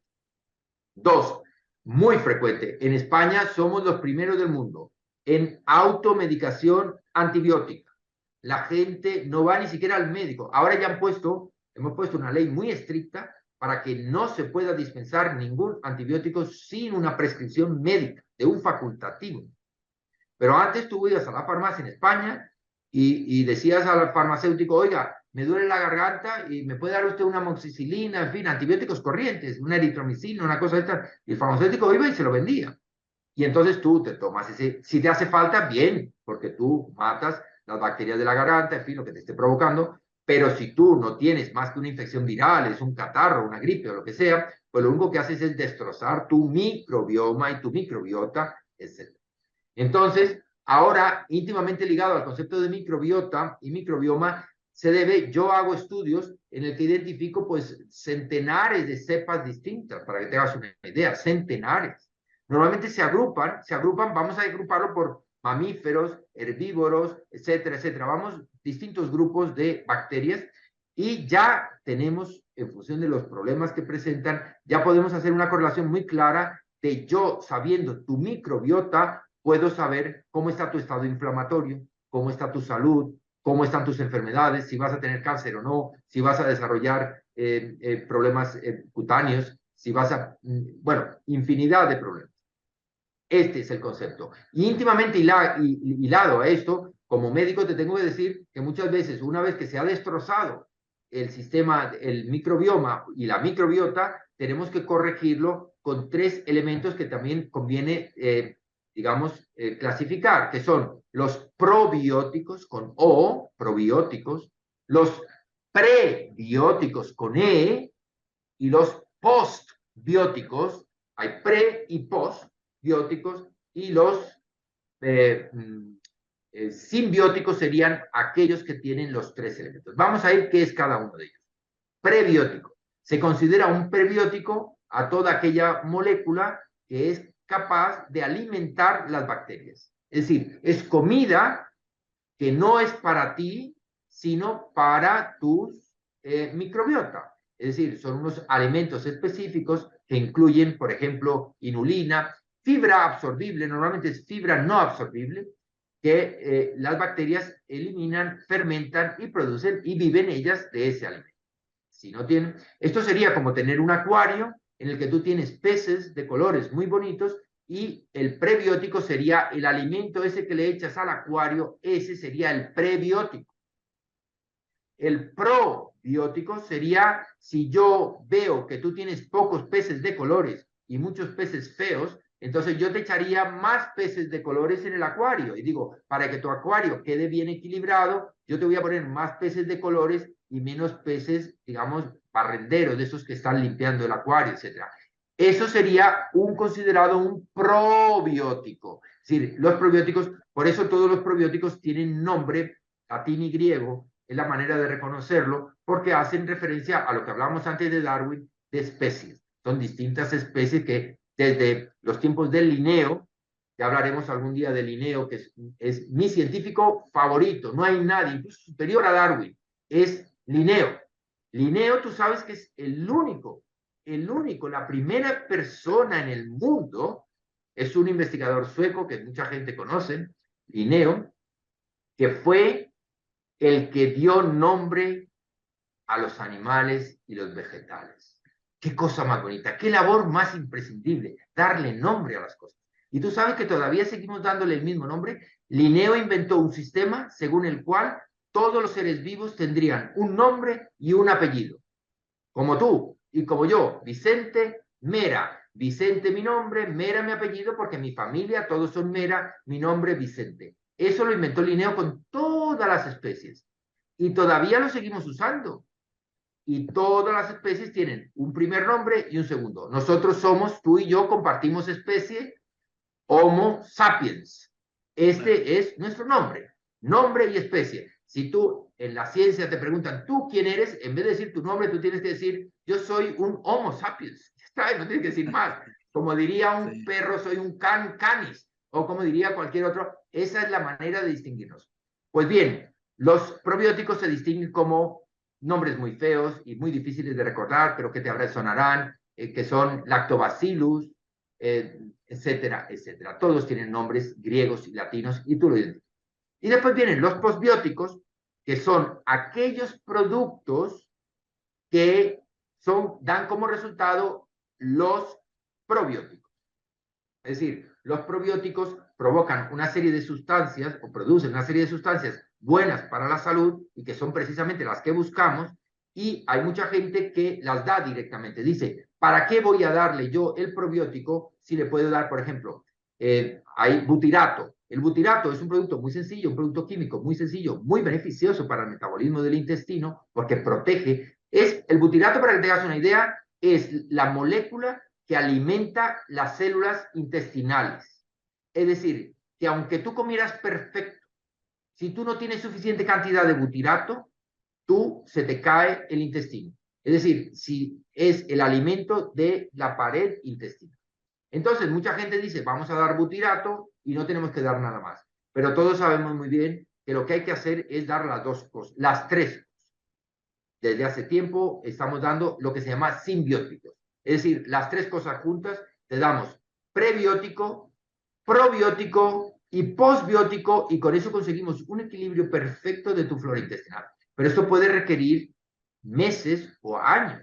Yo he tenido algunos pacientes con problemas de mala absorción por antibióticos o por otras enfermedades, enfermedad de Crohn, por la enfermedad celíaca, etcétera, etcétera, que transforman totalmente su flora intestinal y que pueden ser. Entonces, esto lo estamos corrigiendo ahora. La Akkermansia, te la vuelvo a repetir, es la segunda vez que sale en la charla, la Akkermansia con dos Ks, Akkermansia, porque fue Ackermann el que la descubrió. La Akkermansia es una especie de probiótico nuevo. Esto es nuevo, esto es de ayer. La administración continuada de Akkermansia está demostrando una mejoría espectacular en la salud digestiva. Espectacular. Porque la Akkermansia es responsable de la producción de moco. Nosotros, tú imagínate el tubo digestivo, yo sé que es complicado, pero recordar los tiempos en los que estudiábamos el tubo digestivo. El tubo digestivo es como una tubería en la que tiene por dentro una serie de sustancias, agua, vamos a poner, y un agua que está pues con alimentos, está contaminada con bacterias, etcétera. Ese roce continuo del agua acabaría erosionando la tubería si la tubería no tuviera una protección interior. Pero lamentablemente esa protección interior, que es la que evita que se erosione con el paso de la sustancia y de la materia fecal, si nosotros no producimos ese moco, gran parte de las bacterias pueden atravesar, debido a que es poroso el material, podrían atravesar del tubo digestivo, de la luz del tubo digestivo, al interior del torrente sanguíneo, podrían atravesarlo y producir lo que se llama el síndrome muy conocido de leaky gut, lo dicen en inglés, que es el intestino permeable, sería una traducción correcta en castellano. Y esto, yo me he encontrado casos sorprendentes de gente envejecida, sin pelo, con arrugas, con dolores abdominales, sin ganas de vivir, deprimidos, con unos dolores tremendos, que se te presentan de médico en médico y nadie les encuentra nada. Y al final lo que tienen, este es el grupo de la que ahora llamamos fibromialgia, fibrofatiga, fatiga crónica, todo ese grupo de gente, muchos de ellos tienen este síndrome, que consiste en que ese moco intestinal ha desaparecido, esas moléculas han atravesado y están constantemente intoxicándote y por eso tienen incluso una cosa que llaman los ingleses el cloud, parece como si tuvieras una neblina mental, no te permite pensar, te encuentras agobiado y estas personas recuperando su microbiota mejoran espectacularmente, se les quitan los dolores, la fatiga, etc. Pues ese moco no lo producimos nosotros, lo producen las bacterias. ¿Y qué bacteria? La Akkermans. Y ese es el interés de la Akkermans. Entonces, nosotros podemos estudiar un grupo de bacterias que se llaman muconutritivas y en estudios digestivos que son muy fáciles, un estudio fecal, es un poco costoso todavía, no está accesible a todo el mundo, pero yo se lo hago a todos los pacientes que se lo pueden permitir. Y averiguamos cómo tienen su flora intestinal y en función de la flora intestinal conseguimos unos resultados espectaculares. Y dejamos el psiquiatra, dejamos las enfermedades, los reumatólogos, los digestólogos y acabamos teniendo calidad y juventud a cualquier edad. Qué interesante, qué potente lo que hablas, planteas. Tanta generosidad en lo que transmite, muchas gracias. Eh, Respecto a eso mismo que tú hablas, a la alimentación, hoy día también se habla mucho de tomar desayuno, no tomar desayuno, de las dietas, de los ayunos intermitentes, Correcto. carne o no carne, Sí, de correcto. hacerse procesos depurativos o no depurativos. Sí, Cómo correcto. lo ves eso? Son muchas cosas. Vamos dando algunas normas. Mira, alimentación. Empezamos. Alimentación es difícil ponerse de acuerdo ya hablamos antes, como primer pilar, que la alimentación tiene dos elementos, que es por una parte la calidad y por otro lado la cantidad. Mira, todos los expertos nos hemos puesto de acuerdo en una cosa, que la cantidad importa, pero no nos hemos puesto todavía de acuerdo en cuál es la calidad. Estamos de acuerdo, por ejemplo, en que la calidad, yo he tenido reuniones con gente de los 5 continentes, porque el mundo es redondo, y esta charla que estamos teniendo mejor que nadie demuestra que el mundo es redondo, ya no hay distancia. Y tienes que Exacto. pensar en los africanos, tienes que pensar en los chinos, tienes que pensar en los del sudeste asiático. Todos somos diferentes. Entonces, lo que queremos, ¿por qué vamos a exigirle a una persona del sudeste asiático que coma como un europeo o a un europeo que coma como una persona del sur? Es imposible, no es normal. Entonces, decir que lo nuestro es lo mejor es entrar en el terreno de la arrogancia. No podemos decir que lo nuestro es lo mejor. Si bien es verdad que la dieta, yo que estoy en el Mediterráneo ahora mismo y lo estoy viendo desde la ventana, ahora mismo estoy oyendo las olas del Mediterráneo, el Mediterráneo, la dieta mediterránea se ha demostrado como la mejor. Pero no necesariamente todos los aspectos de la dieta mediterránea son los mejores. Están muy bien estudiados, incluso por la Universidad de Harvard.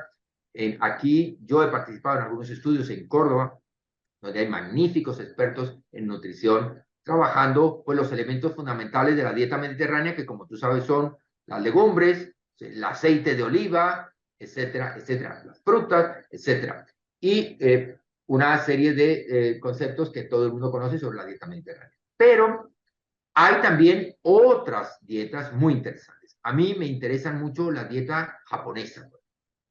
Aquí, de hecho, donde estamos nosotros, en Sha Wellness Clinic, donde estoy ahora mismo, nosotros trabajamos una dieta que cogemos lo mejor del Mediterráneo. Tú imagínate coger lo mejor del Mediterráneo, lo mejor de Japón y unirlo en una sola, dándole un pequeño toque francés.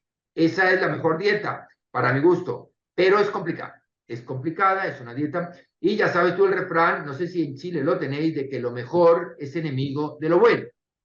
Tú Sí. intentas hacer la mejor dieta y no haces ninguna dieta porque es muy complicado hacer. Y al final, al cabo de 2 o 3 meses, claudicas y acabas volviendo al... Entonces, ¿qué es lo que recomiendo? Sigue la dieta de proximidad. Haz la dieta que te quede cómodo y que puedas seguir. Yo no puedo hacer comer a una persona que está viviendo y que tiene maíz, no le puedo hacer comer arroz. Y a una persona que tiene arroz a su lado no le puedo hacer comer maíz. Y a una persona que no tiene legumbres o que no las ha comido en su vida, decirle. Pero sí que podemos intentar. Yo creo que los grandes cambios, esto lo dijo Einstein, los grandes cambios ocurren cuando hacemos pequeños cambios, no cuando hacemos grandes cambios. Entonces, si tú quieres obtener un resultado favorable, lo único que tienes que hacer es introducir pequeños cambios. ¿Y cuáles son los pequeños cambios? Consume cosas que todo el mundo ha demostrado que no van muy bien.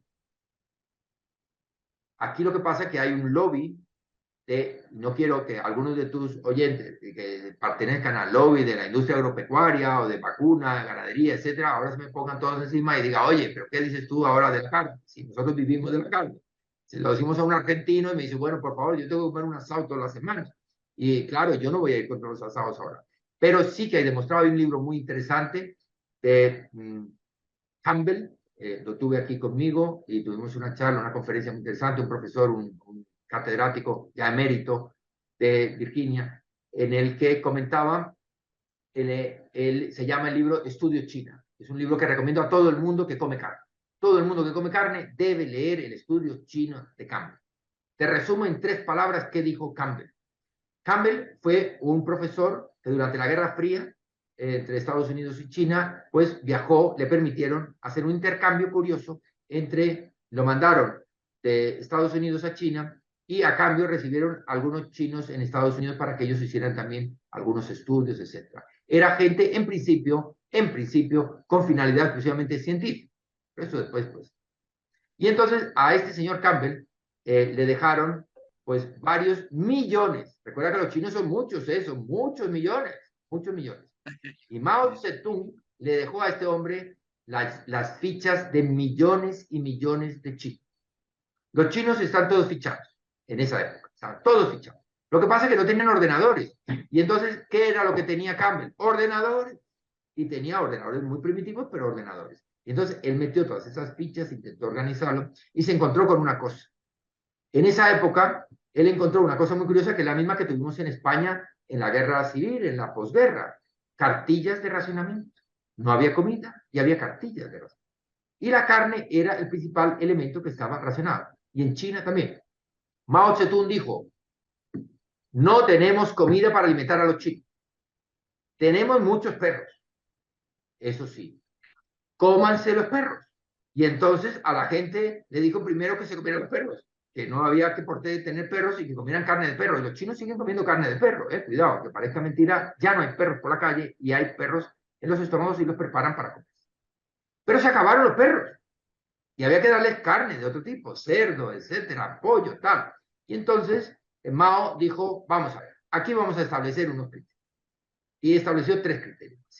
Uno es, aquí hay militares que lógicamente tienen un trabajo físico muy importante y tenemos que alimentarlos bien, tienen que estar fuertes. Entonces vamos a darle una ración importante de carne, más que a otros. Pero oiga, salieron los políticos y dijeron, bueno, aquí el Politburó tendrá que contar también, porque nosotros tenemos que pensar. Ellos tienen que trabajar, pero nosotros tenemos que pensar. Bueno, déles ustedes también carne a los políticos.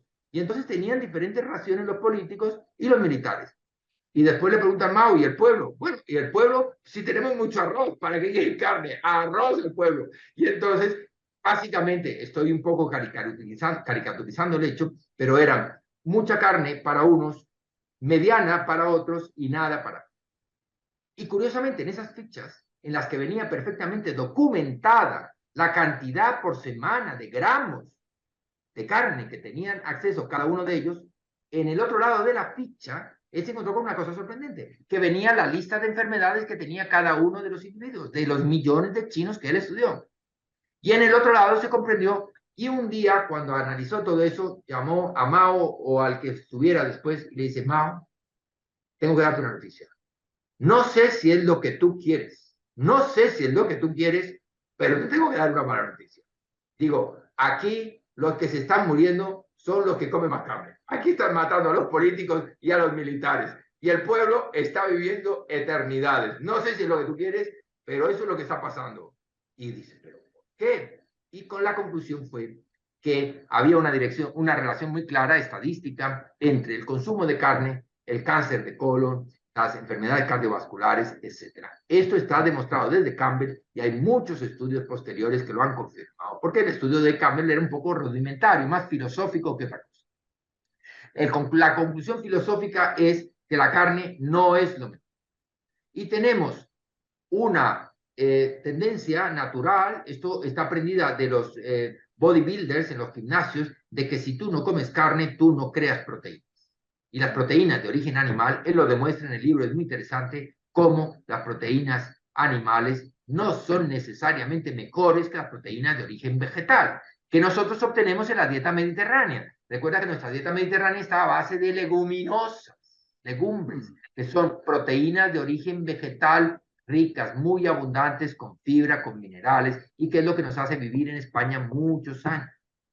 Entonces, se demuestra que cuando las proteínas son más de origen vegetal que de origen animal, tenemos una ventaja.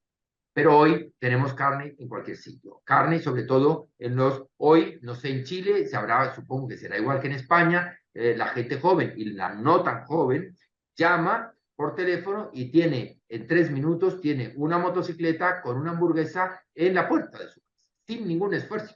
Entonces, claro, que es la comida rápida a base de hamburguesas que llena, que alimenta teóricamente y que es barata. Y entonces la gente lo come. Pero esto es un grave error. La carne tenemos que limitarla, no eliminarla, sino limitarla. Yo remito a la gente, para el tema de la nutrición y de qué comer, remito, a mí me gusta mucho, antes hablamos de la pirámide, tú habrás visto muchas pirámides, cada sitio, la pirámide macrobiótica, la pirámide mediterránea, la pirámide francesa, etcétera, hay muchas pirámides. Pero ahora intentamos seguir un poco el ejemplo de Harvard, y la Universidad de Harvard ha desarrollado un sistema que ya no habla de pirámides. Pirámide era que era mucho en la base, poco consumo en el vértice. Pues el plato de Harvard, que remito a la gente a internet para que entre, pones plato de Harvard y te sale un plato de comida en el que ellos dividen las porciones y qué es lo que debes comer. La carne está no eliminada, pero sí limitada, la carne roja. No así la carne blanca, parece que es más laxa y que tiene menos daño, estamos hablando de pollo, pescado, etc. Y después están los vegetales abundantes, básicamente de origen leguminoso, todo lo que son las legumbres, garbanzos, lentejas, alubias, en fin, todas las cosas. No sé si en Chile se come este tipo de cosas en Chile. Sí, sí, sí, por supuesto. Es un alimento excelente, barato, que también esto es muy importante para la gente que muchas veces dice, oye, es que yo alguna vez tuve una discusión hace ya tiempo, yo ya soy mayor, tengo las hijas mayores, discutía y una obsesión mía era que mis hijas no fueran nunca a una hamburguesería. Digo, mira, por favor, no vayas, no vayas, intenta ir a otro sitio. Y si no, papá, pero me decía, mira, papá, yo le decía, si quieres ir a una hamburguesería, por lo menos pídete una ensalada, no pidas, porque ella decía, es que el cumpleaños de los niños lo celebramos en la hamburguesería, vamos todos, yo pertenezco al club, todos vamos allí, pues oye, pues vamos a tomar la hamburguesa porque no, la gente, sobre todo los niños, quieren pertenecer al club, no quieren ser diferentes, el niño que es diferente es odiado, no, es rechazado, no, eso no podemos permitir. Entonces tenía que comer. Y le digo, mira, tú cuando vayas a la hamburguesa, vete ahí y pide una ensalada y no me pidas una hamburguesa, que hay ensaladas en las hamburgueserías también. Y me dice, papá, te voy a contar una cosa, tú no has ido nunca a una hamburguesería. Y digo, bueno, lleva razón, no he ido nunca, pero me imagino que debe haber ensaladas. Y digo, tú no sabes una cosa, la ensalada aquí en España, digo, bueno, se entiende, euros o dólares es básicamente lo mismo ahora. Entonces dice, una hamburguesa de estas pequeñas para niños me cuesta 1 o 2 euros. Una ensalada me cuesta 4 euros. Y digo, yo prefiero gastarme el dinero en el cine que en la ensalada. Digo, yo me lo voy a guardar y voy a ahorrar. Claro, es que jugamos con ese. Mm. Entonces, la carne, en definitiva, eliminarla. Retirar porque no tenemos mucho tiempo para esto, comentar que el plato de Harvard es el ideal para mi gusto y es digamos, el más ecléctico, en el que se suman más. Por ejemplo, dentro de los vegetales sí que te tengo que recordar una cosa, que las patatas no están incluidas, los vegetales, todo tipo de vegetales están incluidos como buenos. Todo lo que es de origen vegetal es bueno. Luego, cuando uno va a un restaurante o va al supermercado, debe preguntarse, ¿esto quién lo ha hecho? Esto lo ha hecho el hombre, esto lo ha hecho o es vegetal o es animal. Y si es animal, debe restringirlo, si es vegetal, tomarlo sin problemas. Y esto es básicamente lo que tenemos que hacer, salvo con una cosa que son las patatas. Las patatas, salvo que estén muy bien cocinadas, es decir, que sean al horno, que sean al vapor, las patatas en general son nocivas, y especialmente las patatas fritas. Patatas fritas, que es el típico plato de la hamburguesería. Te ponen la hamburguesa y te ponen cientos de patatas para que te engordes, para que te suba el azúcar, para que te sacies, pero a su vez que te entre más ganas de comer y te vuelvas al día siguiente. Esto debemos Correcto. eliminado todo esto que es, y debemos introducir en la alimentación algo que sea novedoso, lo que decíamos de Einstein, algo que sea realmente bueno, que sea práctico, sencillo y fácil, que son los llamados superalimentos. Todos debemos incluir en la comida, aparte de alimentos estructurales, que son los que hemos comentado antes, proteínas, hidratos de carbono, fibra, etcétera, debemos incluir superalimentos. La lista de superalimentos la tienes en mi libro, hay una lista exhaustiva, pero la puedes encontrar en cualquier parte, una lista de superalimentos. ¿Qué son los superalimentos? El concepto de superalimento es todo aquello que aparte de darte placer, porque están muy buenos, de gusto, y darte proteínas, grasas o darte hidratos de carbono, te da algo más. ¿Qué es ese algo más? Antioxidantes, vitaminas, y esto es fundamental para el concepto de juventud. La gente que vive joven es la gente que toma más superalimentos. ¿Qué superalimentos podemos tomar? Yo recomiendo muchos, hay muchos. El aceite de oliva, por ejemplo, es un superalimento extraordinario en antioxidantes, en resveratroles, etc. El té verdes, hay muchos. El miso, para mí, es uno de los superalimentos fundamentales. El miso o mijo, según no sé cómo lo llamáis en Chile. El miso es un producto japonés que yo recomiendo tomar una sopa de miso. Fíjate qué cosa más sencilla. No tienes que cambiar toda tu alimentación. Decir, oye, mira, cambia todo lo que tú comes en un día y transfórmalo. Eso dura 2 meses. Cuesta mucho trabajo. Yo aquí en la clínica tenemos gente que ingresa y que está 1 semana, 2 semanas y hasta 4 semanas. Intentamos cambiarle completamente desde un punto de vista emocional y desde un punto de vista físico la alimentación. Y lo conseguimos muchas veces. Pero otras veces cuando vuelven a su casa vuelven a comer lo mismo. Es muy complicado. Entonces tenemos que introducir pequeños cambios que seguro que hacen. Uno de ellos es tomar una sopa de miso todos los días. Esto yo lo describo en el libro, la anécdota es muy curioso porque esto es la causa por la que yo he encontrado, yo fui a Japón por una causa muy clara. Yo tenía que encontrar, como hombre de ciencia, la respuesta a mis pacientes. Y la respuesta a la pregunta que me hacían constantemente todos los días todos los pacientes es, doctor, quíteme unos kilos, doctor, quíteme años de ciclo.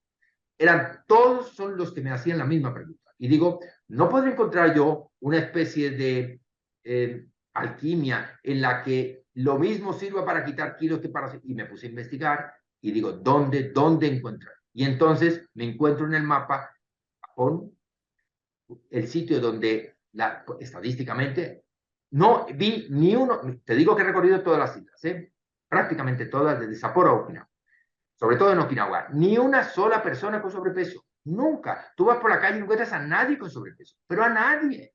El índice de masa corporal está en torno a 20, para que te hagas una idea. Mientras que en España estamos en 23, en 24, en Chile estáis en 27, en México en 29, en Estados Unidos en 30. Es increíble la media, cómo puede subir ese índice de masa corporal. Estamos comiendo mucho y mal. Entonces digo, tengo que ir.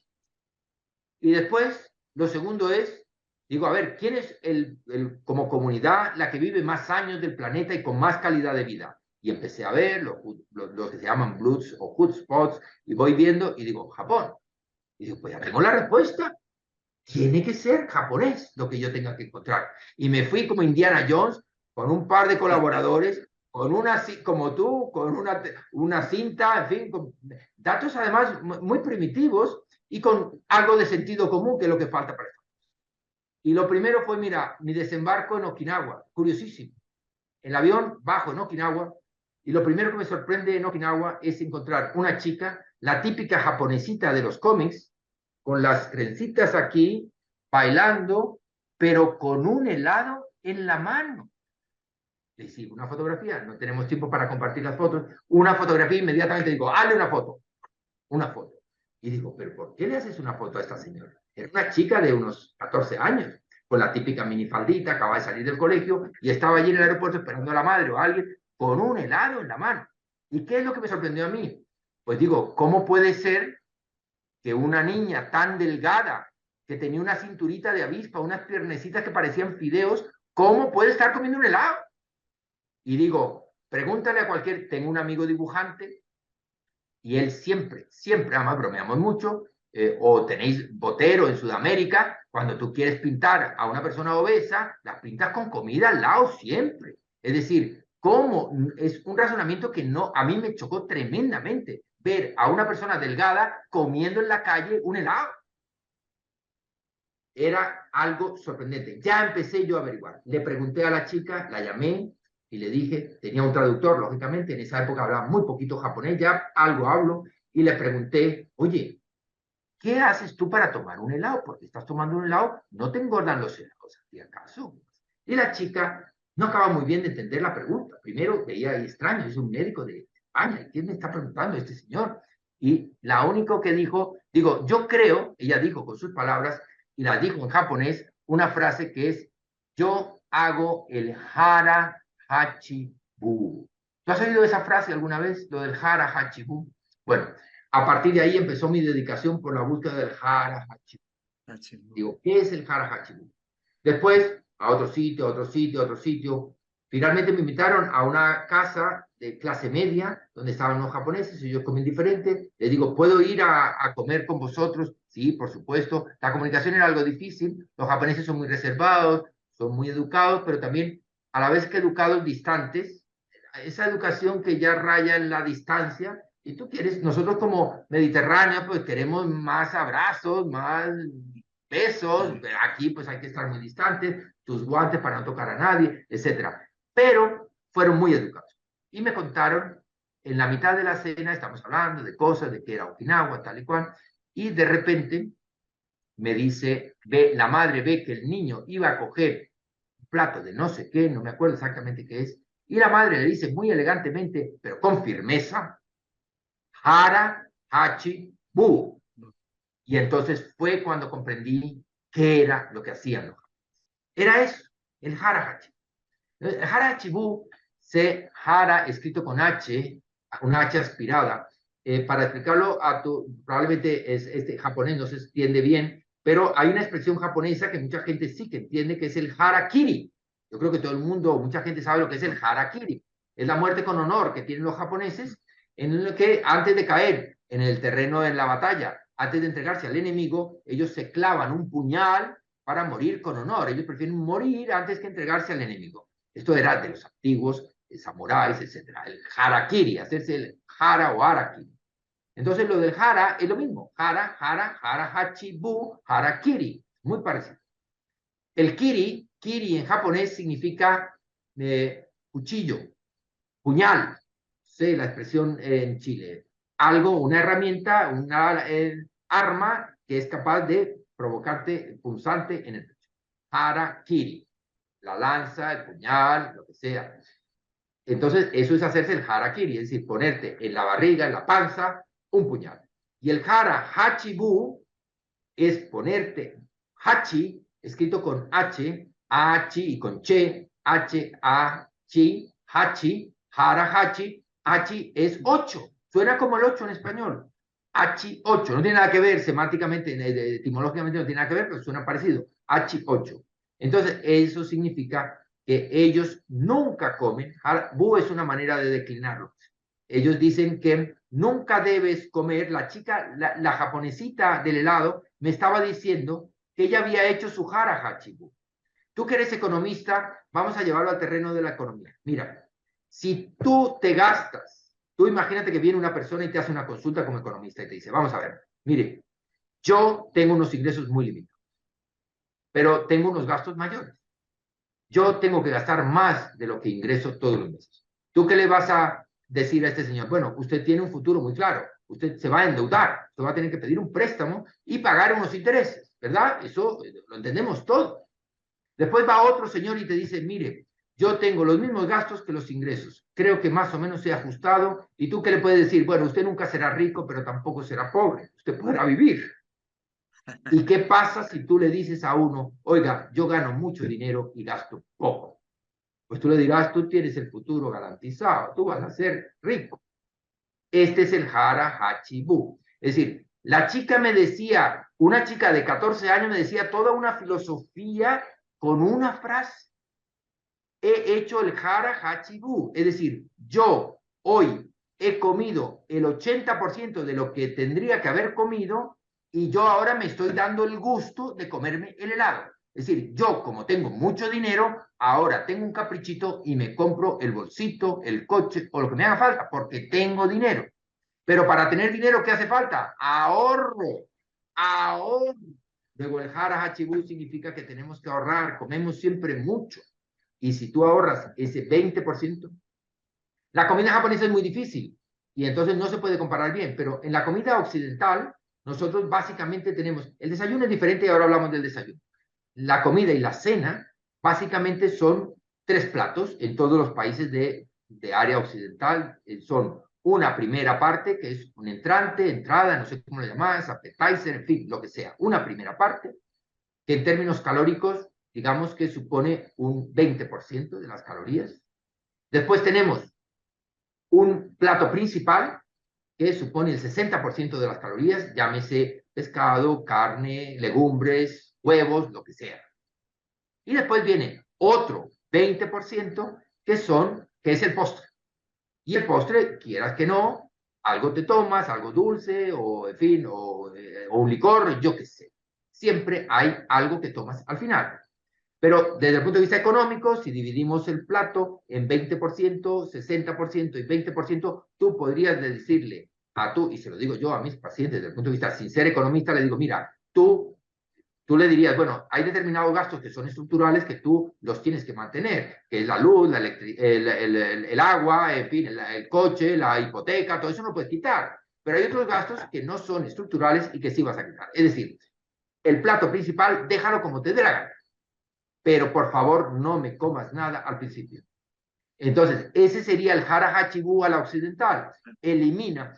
Tú tendrías que elegir todos los días entre tomarte un entrante. ¿Qué es un entrante? Tú, antes de que llegue en un restaurante, por ejemplo, tú llegas y mientras te llega el camarero con el menú, ya se ha acabado, con todo el pan, con todas las aceitunas, la mantequilla, el queso, el chorizo, todo lo que te puedan poner, ya se ha acabado antes de que llegue. Ya no puedes hacer el harachi. Lo único que puedes hacer es o quitarte el postre. Es decir, o te quitas el postre o te quitas el entrante, pero nunca los dos conjuntos. Y eso sería el Hara Hachibu. Esta es la base de la comida y esto es lo que yo recomiendo. Pero después viene el problema fundamental. A mí me dicen los pacientes, doctor, su teoría es perfecta. Matemática, parece usted economista. Digo, pero no lo soy. Digo, pero lo que tengo es sentido común. Pero oiga, ¿y cómo se hace? Es como a ti te diría, desde el punto de vista de economista, te diría, oiga, ¿y esto cómo lo consigo? ¿Cómo consigo yo cuadrar las cuentas? Y tú tenías que decirle muy fácil, oiga, nunca gaste más y además deje un fondo todos los meses para gastos imprevistos. Recuerda el gasto imprevisto de mi japonesita, el heladito, que te pueden entrar ganas. Deje usted un fondo para los imprevistos, porque siempre imprevistos. Viene un amigo y le ofreces una copa de vino, pasa a un sitio y te apetece tomarte una tostada, te tomas una magdalena, siempre hay un imprevisto, pero el buen economista lo ha previsto. Los imprevistos se pueden prever, entonces lo podemos hacer. Y esto es lo que yo recomiendo. Pero ¿cómo conseguir no comer mucho? Pues el miso es una de esas sustancias. El miso tiene 4 propiedades que lo hacen el mejor superalimento. Una, y la más importante, su efecto supresor del apetito.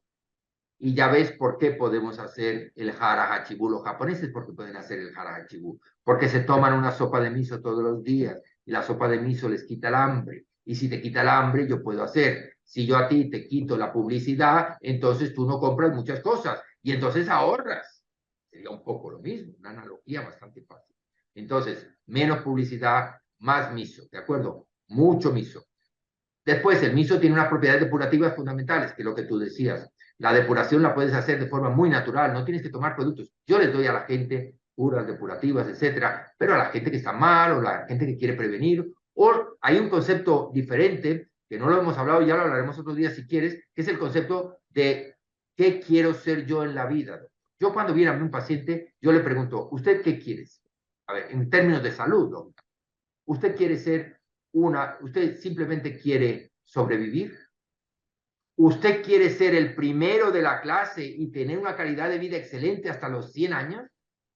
¿O usted quiere, esto es lo que se llaman los 3 grupos, ¿no? El grupo que se llama el mayoritario, que lo que quiere es aprobar, mediocre. La gente lo que quiere es ser mediocre, llegar a los 60, a los 65 años, pues con pocos achaques, pero tenerlos. Después hay otro grupo pequeño de gente. Esto es como una curva de Gauss. Tú que entiendes muy bien lo que es una curva de Gauss, tendríamos el 70% de la población en el punto medio y mediano, que sería todos aquellos que simplemente quieren sobrevivir sin demasiados achaques. Estos son los que cuando llegan los achaques vas al medio. Estos son los que van al medio. Después hay otro grupo que es aproximadamente un 15%, que está al extremo, a la derecha, que son los que no quieren envejecer nunca, pero de forma obsesiva. Este es el grupo que se llama Marilyn Monroe. Marilyn Monroe, la gente que quiere, en este 15%, lo que quiere es disfrutar de la vida a cualquier precio, aunque se acorte la misma. Es decir, no me importa si voy a vivir 30, 40 o 50 años, pero lo que no quiero es nunca envejecer y quiero disfrutar todo el tiempo. Y cuando tú te das cuenta que empiezas a envejecer, que los años van pasando, que el calendario se va moviendo y que tú empiezas teniendo algunos achaques porque has abusado de la vida, entonces en ese momento vas y te la quitas, directa o indirectamente. Este es el grupo de Marilyn Monroe. Nunca envejeció, nunca. Y siguen las fotos preciosas, pero murió muy joven. Toda la vida, ¿qué hubiera sido Marilyn Monroe si hubiera vivido más años? Pues no lo sabemos. Mejor, peor, no lo sé. Yo siempre creo que por lo menos tenemos que tener esperanza y capacidad para elegir. Entonces, una vida larga nos da más capacidad para vivir y para elegir, para tener segundas oportunidades a nuestra vida. Tú, por ejemplo, has sido economista, ahora estás dedicado a estas cosas y probablemente incluso te den más satisfacciones esta que la vida anterior. ¿Qué hubiera sido de ti si te hubieras muerto hace 10 años? Pues no estarías ahora aquí. Entonces, ¿qué pasaría con Marilyn? Pero yo no voy a ser la persona que va a decirle a los demás lo que tienen que hacer. Es decir, simplemente decir lo que hay. Y después va el otro 15%, que estaría en el extremo izquierdo, que son las personas a las que yo o a mí me gustaría parecer en el grupo en el que yo quisiera estar. Pero, y yo recomiendo a los pacientes que estén ahí, pero es un grupo en el que cuesta mucho más que estar en el 70%, que es el grupo de los que vamos envejeciendo, pero no enfermamos nunca. Es decir, se pueden hacer las dos cosas. Se puede no envejecer ni enfermar, se puede envejecer y enfermar, y se puede envejecer, pero no enfermar. Y ese es el grupo al que tenemos que ir. Y ese es el concepto de salud, entendiendo por envejecimiento cronológico, es decir, los años van pasando, pero tú sigues estando bien. ¿Y cómo es esto? Es el grupo Isabel de Inglaterra, una señora que el día antes de morir estaba trabajando con 96 años. ¿Te imaginas? Bueno, una persona con 96 años montando a caballo, conduciendo un coche, manteniéndose en un puesto complicado, complicado, una familia dificilísima. Oiga, y ahí estaba, con muchísimas posibilidades de darle zancadillas y de quitarla de medio. Pues nadie la quitó, es decir, que la cabeza la tenía bastante bien, y el bolso también ahí para darle al que fuera, para mantenerse en el trono. ¿Qué pasa? Esto es un ejemplo de lo que puede pasar, pero eso cuesta. Debes tener una genética aceptable, es decir, un tercio, ese que hablábamos al principio, y otros 2/3 de un estilo de vida razonable y, digamos, moderado con todo eso que está. Y quiero terminar con lo que me has comentado del ayuno intermitente, porque este es un tema muy interesante y muy actual. Dentro de, puedes hacer el Hara Hachibu o puedes hacer el ayuno intermitente. El ayuno intermitente aporta otras ventajas sobre el Hara Hachibu. Esto está muy de moda y hay muchos estudios que realmente hablan de beneficios. ¿Qué es el ayuno intermitente? El ayuno intermitente consiste en retrasar al máximo el desayuno, adelantar lo máximo posible la cena, y en ese periodo de 8 horas, es decir, si normalmente dormimos 8 horas y tendríamos que tener, aparte de las horas de sueño, 4 horas más de, ayuno, que no son muchos, es decir, como una persona que se levanta a las 8 sería hasta las 12, desayunar a las 12, y una persona que se acuesta pues relativamente temprano, cenar un poquito más temprano. Hacer en un periodo de 8 horas las 3 comidas. ¿Qué truco tiene eso? Que no hay nadie que sea capaz de hacer las 3 comidas en 8 horas.